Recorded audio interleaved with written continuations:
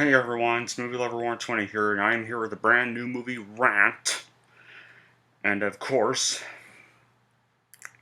I think we all know what this is. The time has come for this installment to be ranted on. And that is for none other than the film that followed The New Blood a year later in 1989, which was the annoying, atrocious, fake-titled, lying, abominable Friday the 13th Part 8. Jason does not take Manhattan. Jason takes a cruise ship, but no, instead it's called Jason Takes Manhattan. A stupid title. Just because of that mocking, sarcastic tone I had, I'll tell you this. Jason does not take Manhattan. He instead takes a cruise ship. Or a boat, or whatever you want to call it. So yeah, whole movie, literally just on a boat. He does go to New York, but it's not for like the final 12 freaking minutes.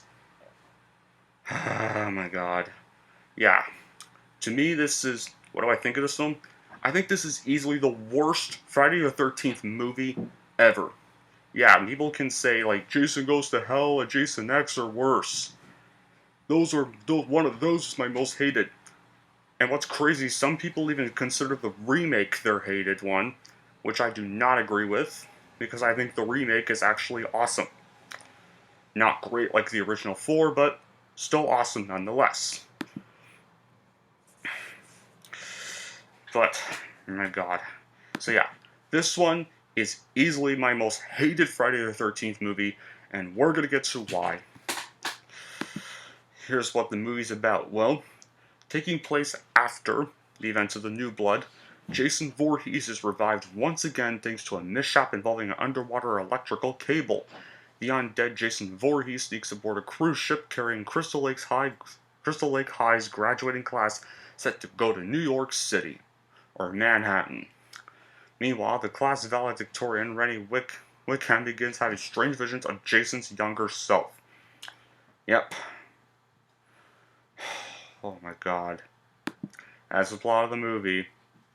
So yeah, like I said, here are all the bad qualities of this god-awful train wreck. Despite the title, the title seems like a badass title, having Jason go to New York and killing a bunch of New Yorkers, slicing and dicing New Yorkers all over the place. That seems like an epic Friday the 13th movie, right? Nope. Not how they did this. Despite the title, literally, the last third of the film takes place in New York City, with everything prior to that being on this boat. And in the New York City footage, only about 2 minutes of that is a location, actually identifiable as being the city, which is Times Square. And whenever Jason is in New York, he doesn't kill any New Yorkers. He just walks past them He just goes after his victims.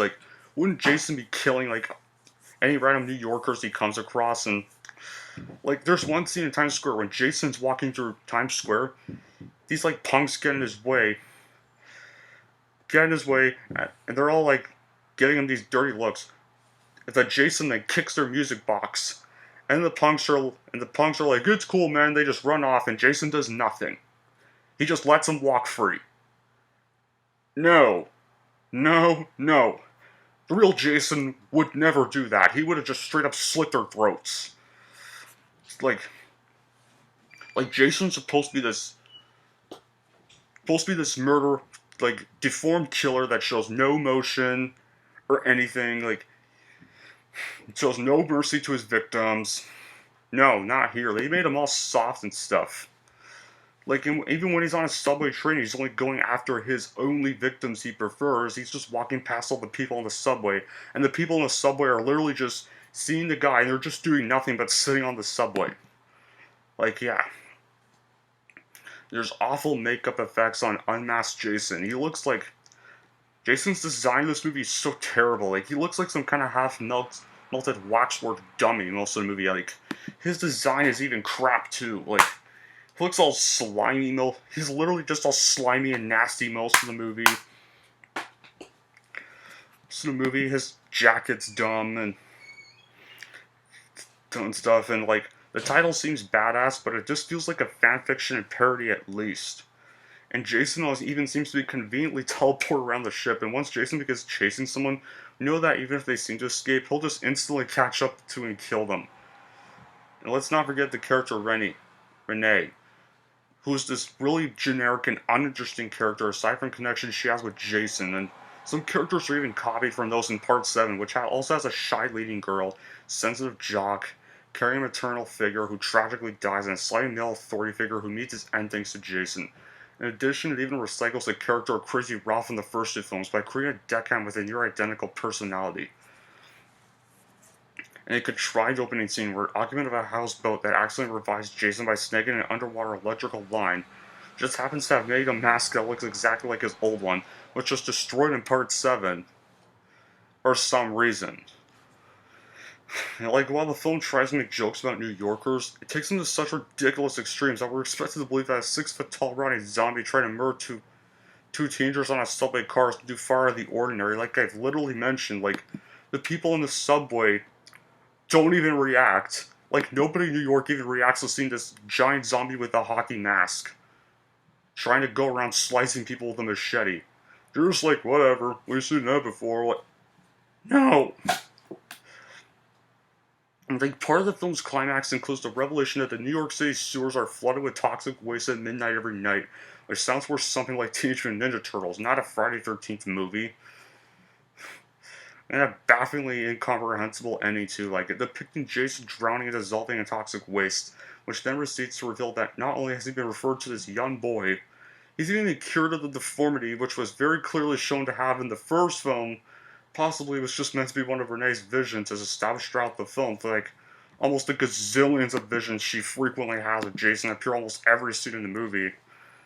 But Sean's reaction suggests that he can see Jason as well, which makes the scene so confusing. And speaking of Jason's younger self looks far too average looking and doesn't look disfigured in the slightest, except for one of Renee's visions near the end, where he suddenly looks like he did in the first one again, only to go straight back to looking normal the next time he appears. Yep. And when this film was released on July 28th, 1989, nobody liked it. It bombed at the box office, and you want to know what that did? And due to the result of the film's box office bomb performance, Paramount lost the right of the series, and they went to New Line Cinema afterwards. Well, R.I.P. R.I.P. Paramount holds to the franchise.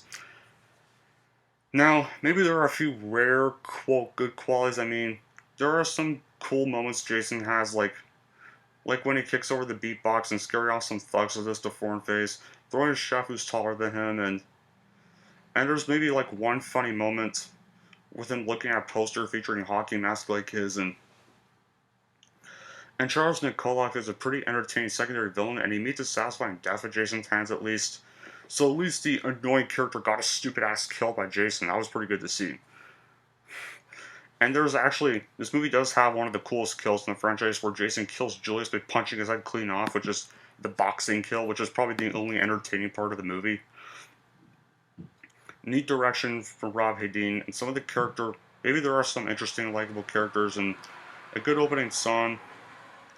And even though the film on a cruise ship wasn't exactly what was advertised, at least it does make a refreshing change from the Crystal Lake setting of the previous 7 films. So at least, I will admit, at least with Part 8, 9, and 10, they at least tried to go a different setting for once and didn't just rehash Crystal Lake again. And the cruise ship setting would have probably been better had it not been advertised to take place in Manhattan. But yeah, all in all, despite some rare good qualities, this is easily the worst film of the Friday the 13th franchise. And this movie was pretty much the sign that Friday the 13th was pretty much dead. Everyone was pretty much done with this franchise. They were just sick of it. They were getting fed up with these movies, and people just stopped going to see them. So, here's how I'm going to rank Jason Does Not Take Manhattan. I am going to give Friday the 13th 8 a 0 out of 10. Okay, that's it for. That's finally it for the worst one. And speaking of that, we have officially wrapped up the Paramount era of Friday 13th. Our next film is in the beginning of the New Line Cinema era of the franchise.